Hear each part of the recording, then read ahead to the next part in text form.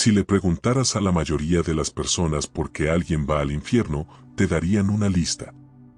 Asesinato, adulterio, brujería, adicciones, pecados grandes, pecados escandalosos, pecados que suenan lo suficientemente oscuros como para merecer castigo eterno. Pero Jesús nunca empezó ahí.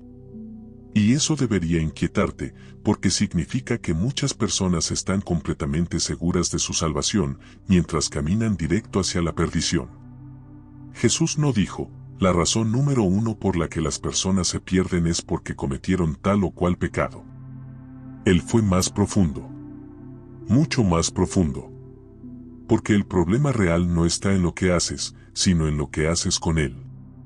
Y aquí viene lo incómodo, según Jesús. Hay personas que ya están condenadas antes del juicio final, no porque Dios las haya rechazado, sino porque ellas rechazaron algo primero.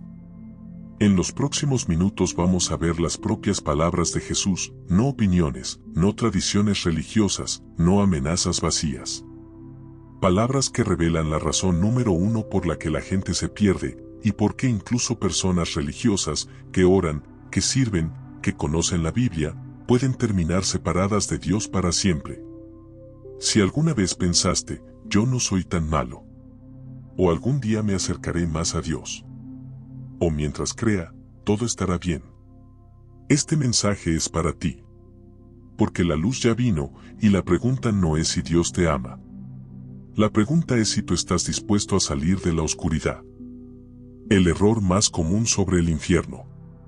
El mayor error que la gente comete al pensar en el infierno es creer que comienza con una lista de pecados.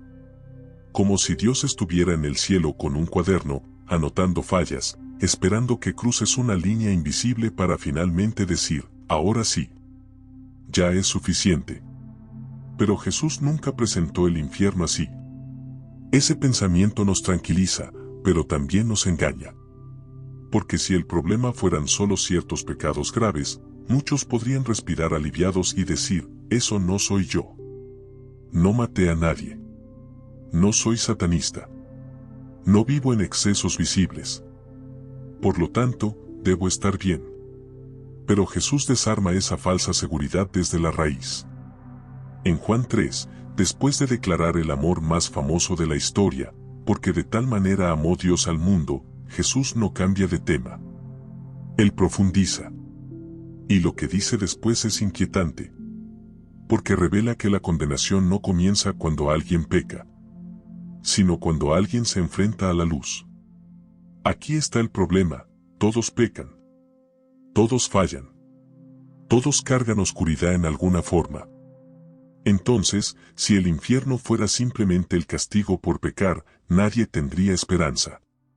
Pero Jesús deja claro que Él no vino a condenar al mundo, sino a salvarlo. Eso cambia todo. El error está en pensar que el infierno es la respuesta de Dios al pecado, cuando en realidad es la consecuencia de rechazar la solución de Dios al pecado. La condenación no comienza con lo que hiciste mal. Comienza con lo que decides hacer cuando Cristo se acerca a ti. Y aquí es donde muchos tropiezan. Porque quieren un Jesús que perdone, pero no un Jesús que gobierne. Quieren alivio, pero no rendición. Quieren gracia, pero no luz. Y Jesús no acepta ese trato. Él no vino solo a limpiar pecados visibles. Vino a exponer lo que el corazón protege en secreto. Por eso personas moralmente correctas, educadas, incluso religiosas, pueden estar más lejos del reino que alguien quebrantado que corre hacia la luz. El infierno no está lleno solo de rebeldes declarados. Está lleno de personas que dijeron, no necesito tanto a Jesús. Todavía no. O a mi manera. El error más común es pensar que Dios envía personas al infierno porque pecaron demasiado. Pero Jesús revela algo más incómodo. Las personas se pierden porque cuando la luz llegó, prefirieron no mirarla. Y esa decisión, silenciosa, interna, repetida, es mucho más peligrosa que cualquier pecado escandaloso. La enseñanza directa de Jesús. Aquí es donde las palabras de Jesús dejan de ser reconfortantes y se vuelven profundamente confrontadoras. Porque después de decir que Dios no envió a su Hijo para condenar al mundo, Jesús añade una frase que muchos prefieren no citar. Juan 3:18. El que en él cree, no es condenado, pero el que no cree, ya ha sido condenado. Detente ahí. Jesús no dice será condenado algún día. Dice, ya ha sido condenado. Eso significa que la condenación no comienza en el futuro, ni en el juicio final. Comienza ahora. En el presente. En esta vida. Entonces la pregunta inevitable es: ¿condenado por qué? Jesús responde en el siguiente versículo, y ahí revela la razón número 1. Juan 3:19.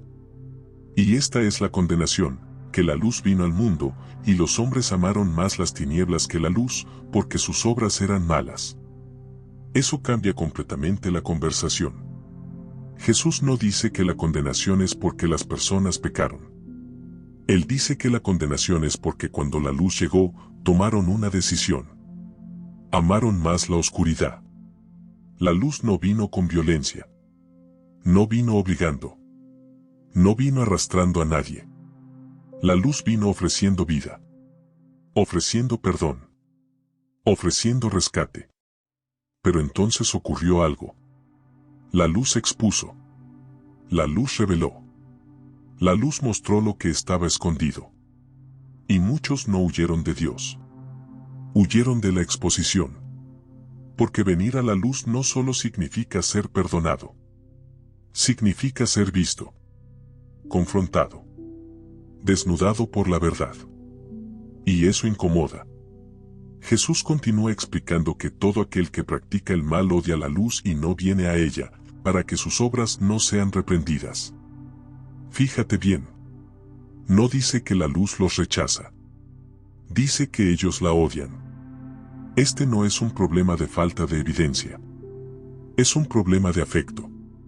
El corazón humano no es neutral. Ama algo. Y cuando Jesús aparece, Él no solo ofrece salvación. Él compite por el trono del corazón. Por eso este mensaje es tan peligroso para la religión superficial.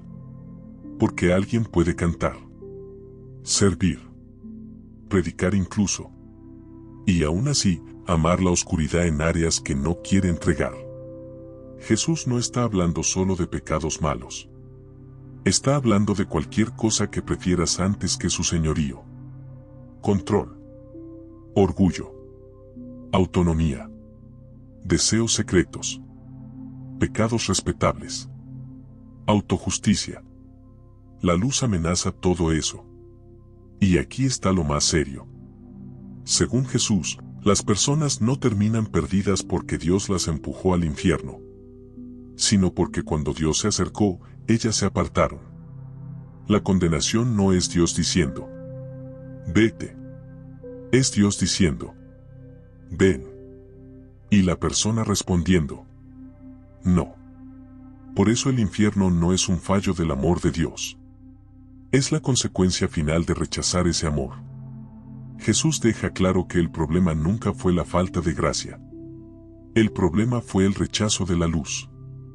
Y esa decisión no suele ser dramática.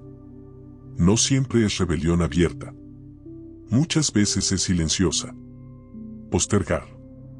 Justificar. Espiritualizar. Decir después. Pero cada vez que la luz llama y el corazón se cierra, algo se endurece. Y eso, según Jesús, es la raíz de toda condenación. Luz versus oscuridad, el verdadero conflicto del corazón humano. Jesús no presentó la vida espiritual como una simple mejora moral. La presentó como un conflicto. Luz contra oscuridad. Verdad contra autoengaño. Rendición contra control. Y aquí es donde muchos se confunden. Porque piensan que amar la oscuridad siempre se ve como caos, vicios extremos o maldad evidente. Pero Jesús muestra algo más peligroso. La oscuridad puede verse muy respetable. Puede ir a la iglesia. Puede citar versículos. Puede vestir de forma correcta. Puede servir en ministerios. Y aún así, proteger zonas donde Cristo no gobierna. Los fariseos son el ejemplo perfecto. Externamente impecables. Internamente resistentes. En Juan 8, Jesús les dice algo devastador. Si no creen que yo soy, morirán en sus pecados. No les habló a borrachos. No se lo dijo a paganos. Se lo dijo a líderes religiosos. ¿Por qué? Porque el problema no era información. Era sumisión. Jesús va más profundo cuando declara: todo el que practica el pecado es esclavo del pecado. Y luego añade: pero si el Hijo os libertare, seréis verdaderamente libres. Esa palabra, libres, revela el verdadero dilema. Porque algunos no quieren libertad. Quieren control.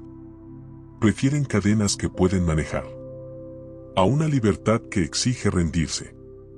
La oscuridad ofrece una ilusión cómoda. Tú decides. Tú mandas.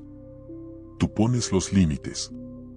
La luz, en cambio, exige algo costoso. Morir al yo. Y por eso el corazón humano lucha. Porque rendirse se siente como perder. Aunque en realidad es ganar. Muchos dicen: yo amo a Jesús, pero ese pero revela un trono disputado. Jesús no negocia señoríos compartidos. No acepta ser un accesorio espiritual.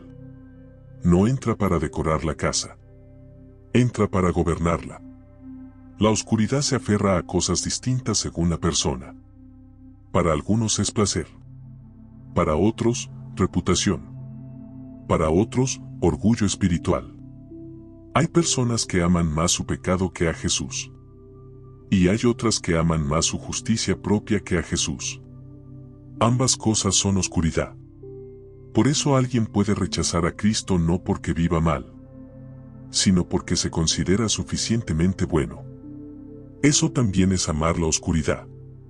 Porque evita la humillación de admitir necesidad. Jesús confronta esto directamente cuando dice: no quieren venir a mí para que tengan vida. No dice: no pueden. Dice: no quieren. Eso duele.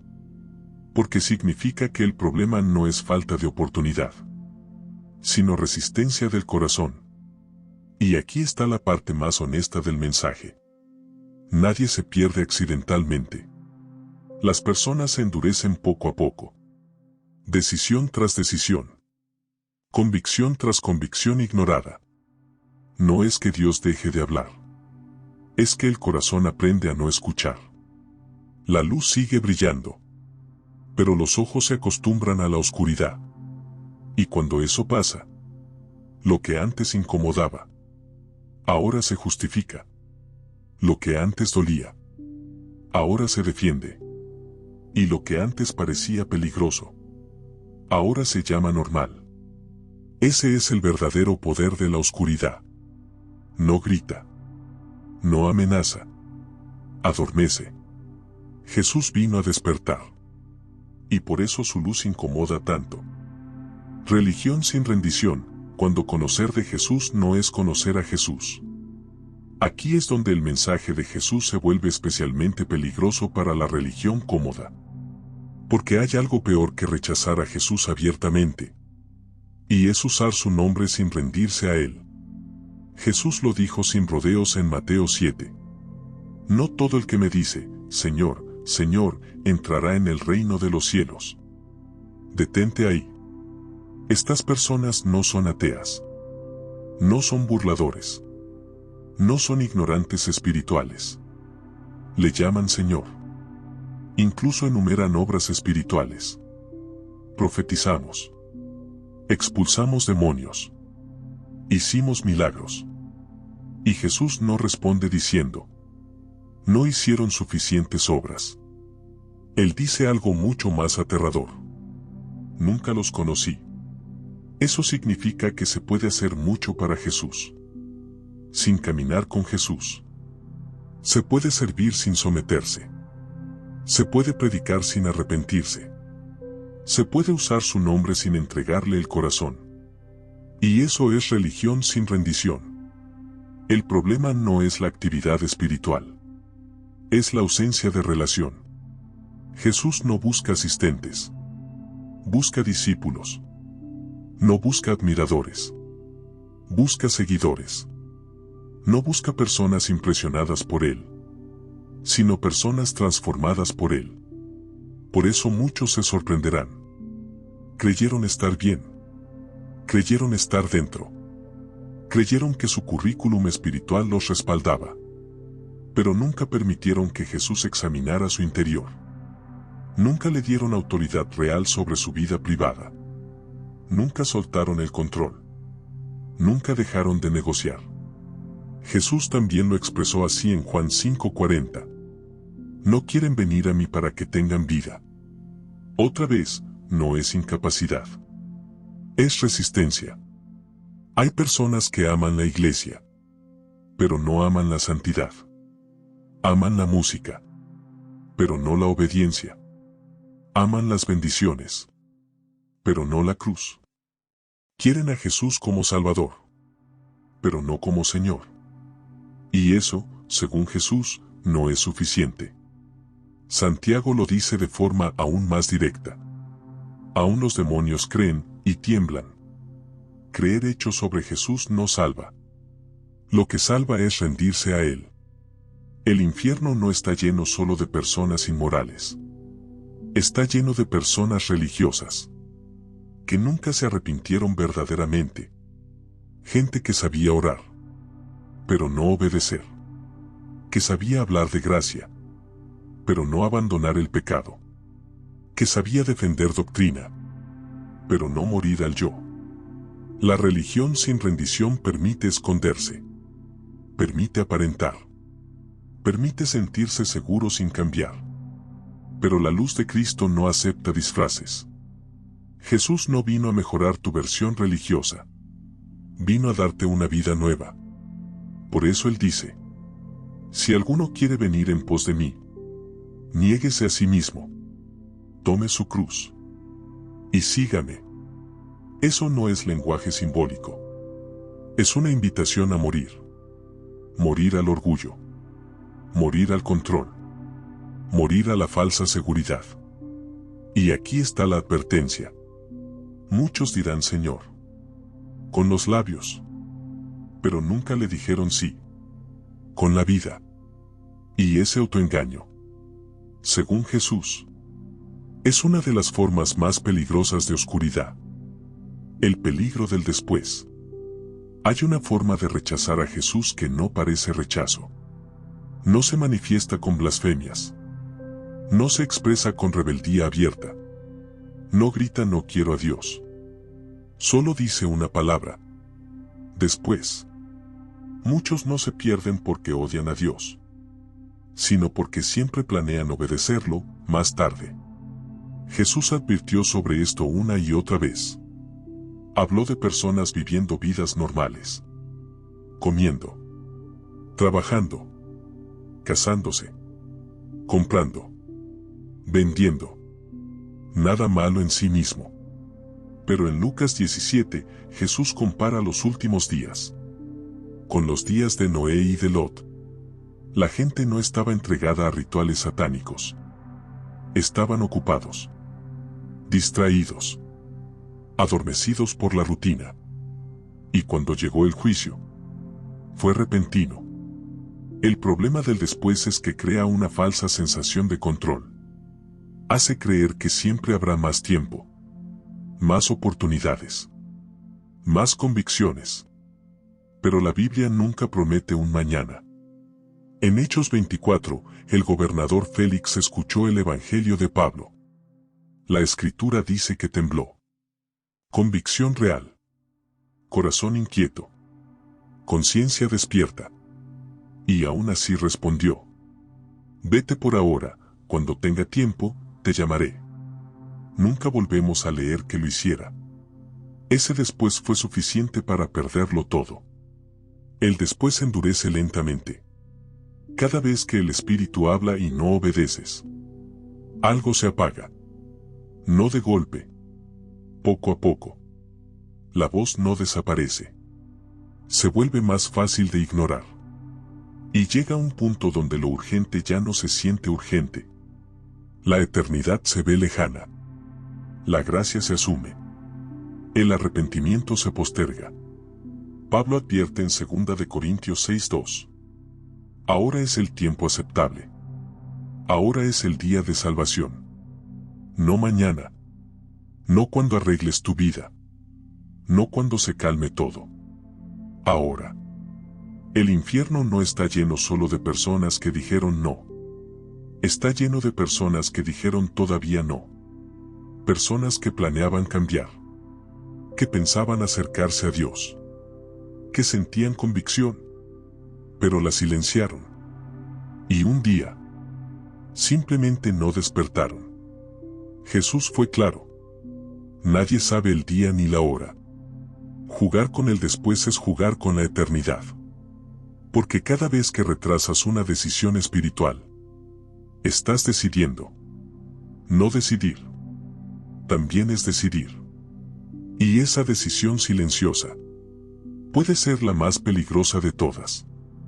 Gracia, rescate y la decisión. Después de todo lo que Jesús dijo sobre el infierno, hay algo que no podemos ignorar. Él nunca habló de condenación con frialdad. Nunca lo hizo con placer. Nunca lo hizo con dureza. Jesús advirtió con lágrimas. La Biblia dice que lloró sobre Jerusalén. No porque fuera rebelde, sino porque no quiso venir a él.